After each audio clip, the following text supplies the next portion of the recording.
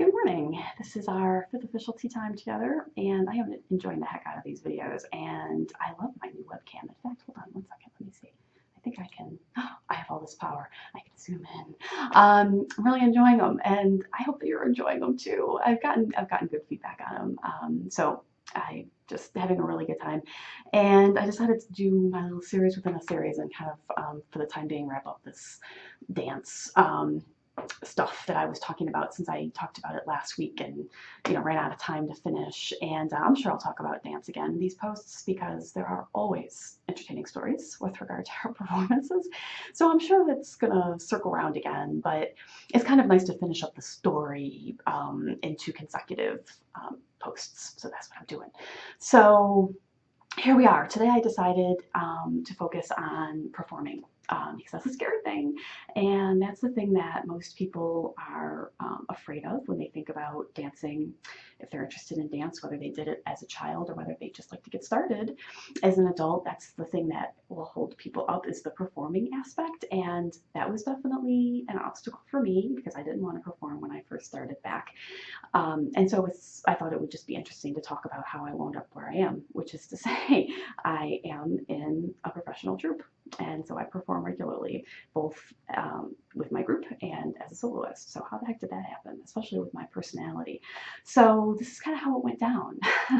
So when we were talking last week, I was talking about how I started in the beginner class and moved up to the intermediate class, and that's sort of where we left off. And I was just talking about, creativity, getting involved in the arts, and how you can get started. So I was in the intermediate group for about a year, and while I was in that group, this was the opportunity that came up for my first group performance, right? And I had thought, when I was in the beginner class, I'll never perform. Or Claire, our instructor, would talk about her performance group, and I just thought, oh, that's not me. So I didn't think I would. So I moved up to the intermediate class, and then we had a hafla on the horizon. And so hafla is our Arabic term for a party get together where we perform for friends and family. And so I thought, well, I didn't think I wanted to perform, but I'm with my group, I've got my classmates, and there's safety in numbers, and that might be fun, to dance with them, and, we can all support each other. So I decided to do that. And so in the intermediate level, you're performing one class number, and, I was like, okay, I can handle that. And it went good. And so I was like, okay, well, I guess I'd be willing to do that again. And so I stuck with it, and the next hafla rolled around, and I performed with my class again. And it was around that time that I was thinking, I really love this, I do, but I had been thinking about taking a quilting class, because I was reading this series of fiction books about quilting, and I didn't know how to even sew. And so I thought, maybe I'll take a sewing or quilting class and just kind of change it up. I can go back to dance in a little bit, but in the meantime, I'd like to explore something else creative. And it was right around the time that I was thinking that we had the second hafla, and I performed with my group. And afterwards, I was socializing, with everybody. We're hanging out after and having a drink. And Claire came up to me and kind of took me aside, and she said, I wanted to invite you to join my performance group. And everything changed for me in that moment. And I think it's because she had confidence that I could perform publicly and represent her and her studio and not embarrass her or myself, that gave me the shot in the arm that I needed to agree to do that. And I was so excited. Mike had come to see me dance and then had gone home, after the show was over, and I went home, and Henry was a toddler at this point, and so sleep was a hot commodity in our house, because he was still sometimes night waking and being very difficult. And but I got home, Mike was sleeping, and I woke him up. And I was like, Claire asked me to join the troupe, and I was so excited. And so then I'm obviously performing at haflas, and now we're also performing at public events. The troupe will sometimes get booked for professional gigs at parties, other events, festivals. And so that was like a whole other level. And I was nervous, it was definitely intimidating, but I was with my girls, and so it was okay. There's something about, for me, it really changed the way that I saw everything and was able to then put myself out there more to perform, because I was with the group. And at this point, you're more emotionally invested because you've got a group of people now that has been together for a little bit. And the beginning classes, you have people come and go because people try it out and they might not like it, or whatever the case may be, it doesn't fit with their schedule. And so the group is always changing. But when you continue to move up, you've got a more cohesive core that will stay with it for a long time. So I was emotionally invested and I really wanted to do well. And so I started performing with the group at all much more often than I was used to. And it's one of those, just like public speaking, the more you do it, the better you get at it.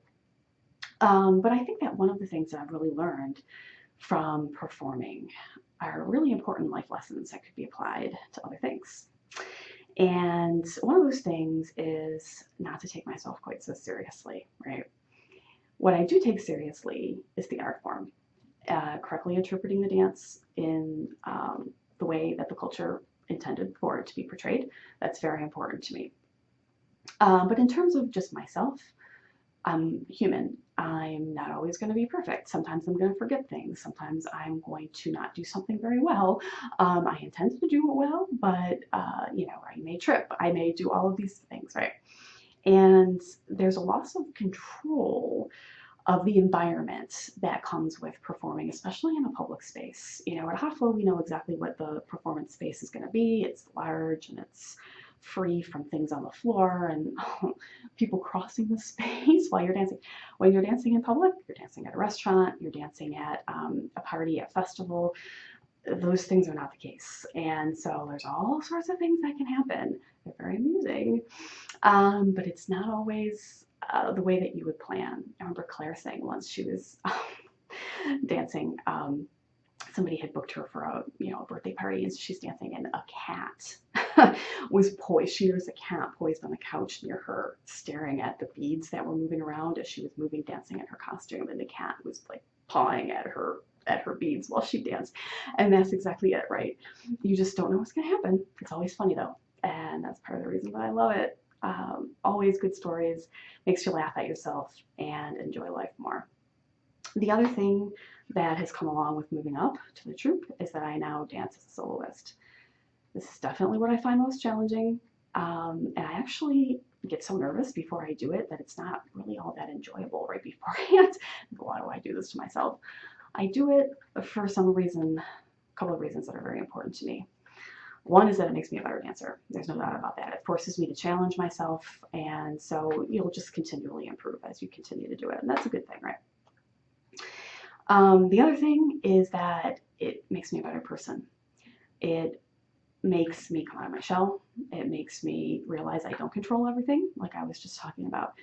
It makes me realize that life is about so much more than always having a firm hand on exactly what you're doing. So with a person with my personality, I like to always be in control. It's really hard to let go and realize it's like a spiritual thing, right? I'm not in control. I am not in control of everything. And so I can plan it out. I can do everything that I can to prepare myself to succeed. But sometimes things are going to happen that you don't plan, and it may not go as well as you hoped. But controlling that disappointment and just controlling your emotion about the situation and realizing that's part of life.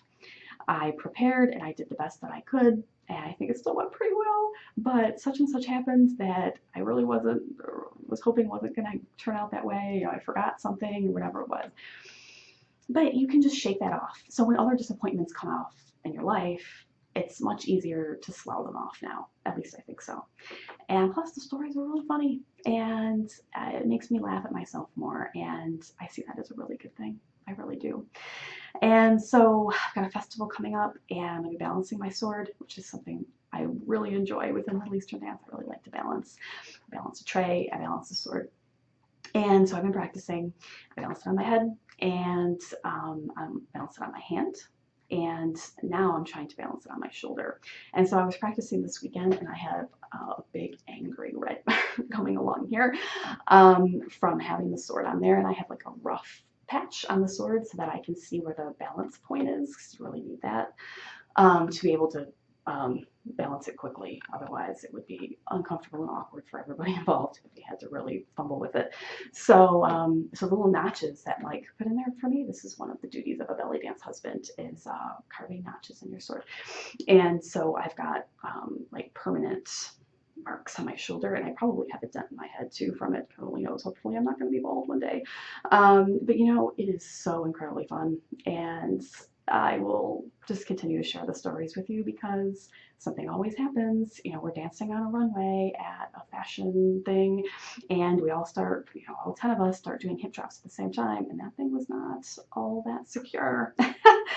There was movement, and you know, we dealt with it as best we could, and it was just another one of those things. You can't control it. It's funny, and we just do the best we can with it. So I really enjoy it, and I hope that, you know, if you decide to take a dance class, don't be put off by performing. Don't do it if you really don't want to do it, but you might find that you want to try and you want to dance with your group and see how it goes. So if you do, let me know, please.